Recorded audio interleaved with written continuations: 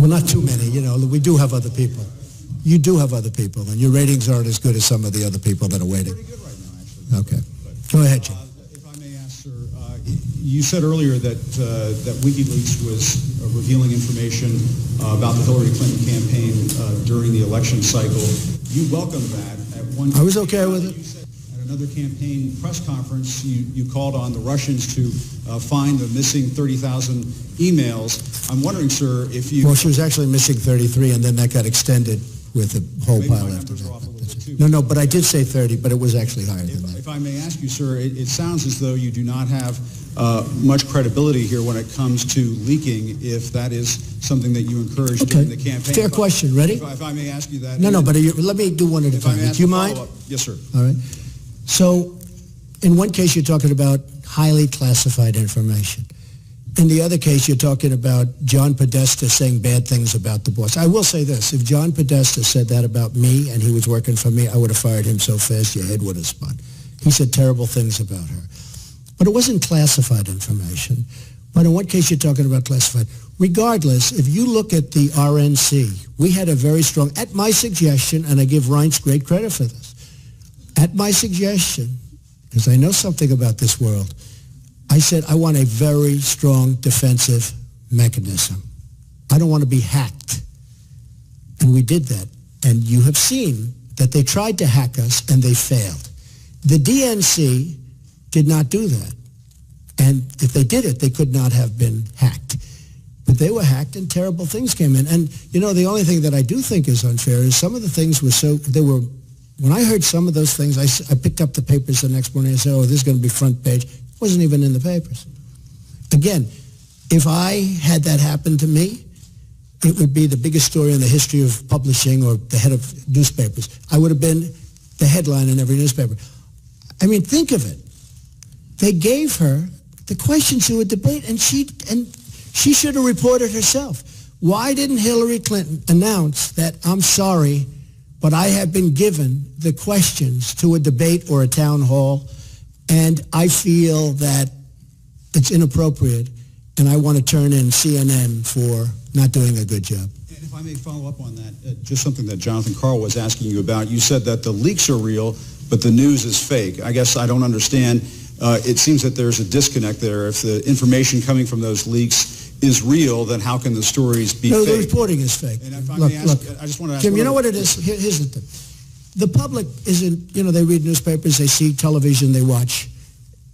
They don't know if it's true or false because they're not involved. I'm involved. I've been involved with this stuff all my life. But I'm involved. So I know when you're telling the truth or when you're not. I just see many, many untruthful things. And I'll tell you what else I see. I see tone. You know the word tone. The tone is such hatred. I'm really not a bad person, by the way. No, but the tone is such... I do get good ratings, you have to admit that. The tone is such hatred. I watched this morning a couple of the network, and I have to say, Fox and Friends in the morning, they're very honorable people. They're very, not because they're good, because they hit me also when I do something wrong, but they have the most honest morning show.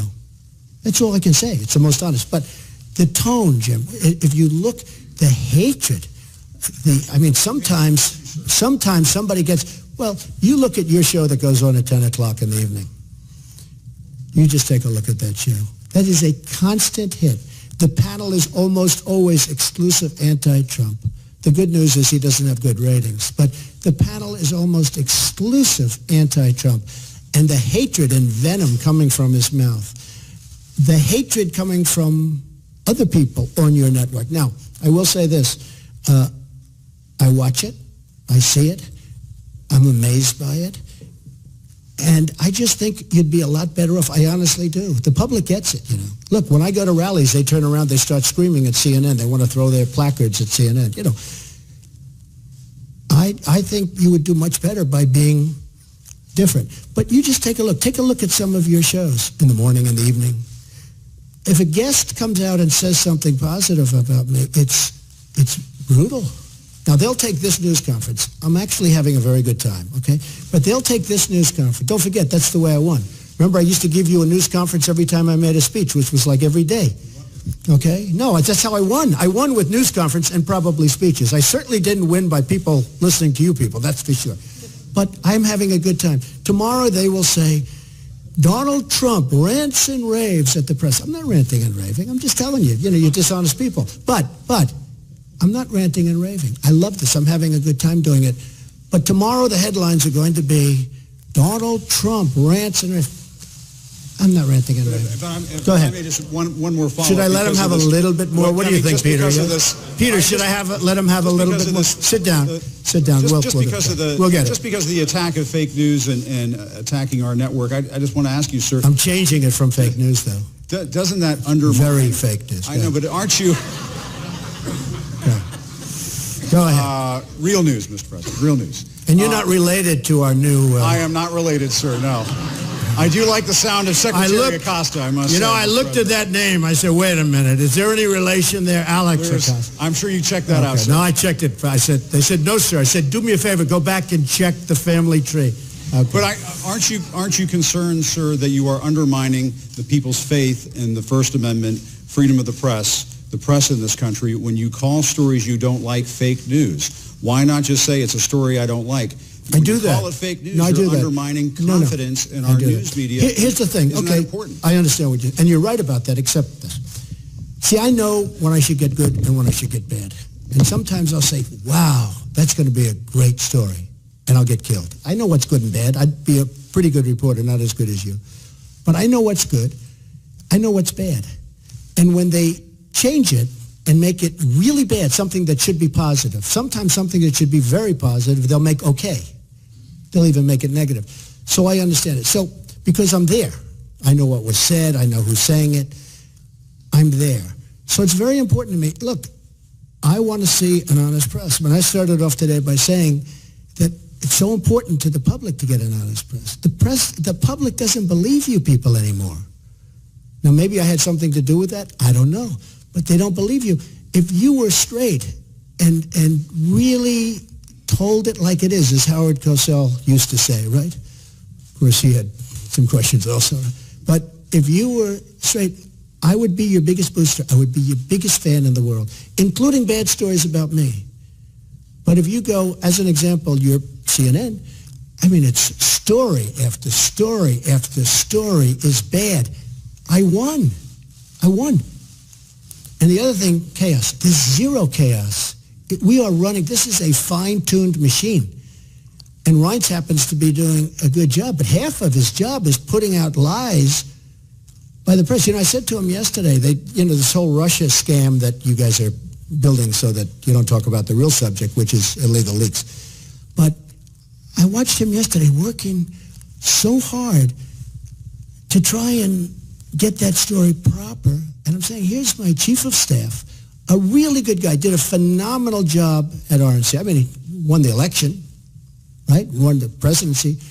We got some senators. We got some all over the country. You take a look. He's done a great job. And I said to myself, and I said to somebody that was in there, I said, you take a look at Reince.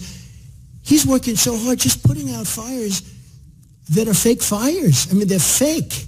They're not true. And isn't that a shame? Because he'd rather be working on health care. He'd rather be working on tax reform, Jim. I mean that. I would be your biggest fan in the world if you treated me right. Now, I sort of understand there's a certain bias, maybe by Jeff or somebody, whatever reason. And I understand that. But you've got to be at least a little bit fair. And that's why the public sees it. They see it. They see it's not fair. You take a look at some of your shows, and you see the bias and the hatred. And the public is smart. They understand it. Okay, yeah, go ahead.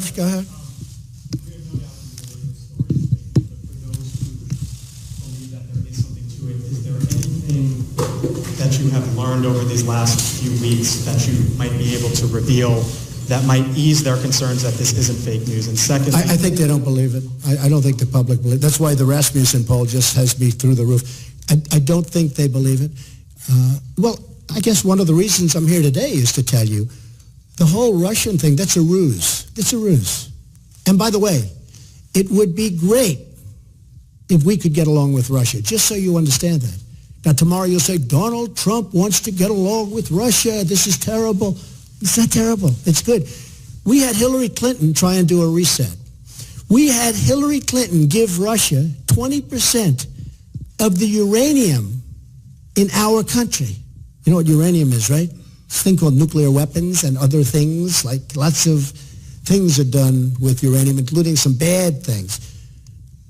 Nobody talks about that. I didn't do anything for Russia. I've done nothing for Russia. Hillary Clinton gave them 20% of our uranium. Hillary Clinton did a reset. Remember with the stupid plastic button that made us all look like a bunch of jerks? Here, take a look. He looked at her like, what the hell is she doing with that cheap plastic button? Hillary Clinton, that was a reset. Remember it said reset?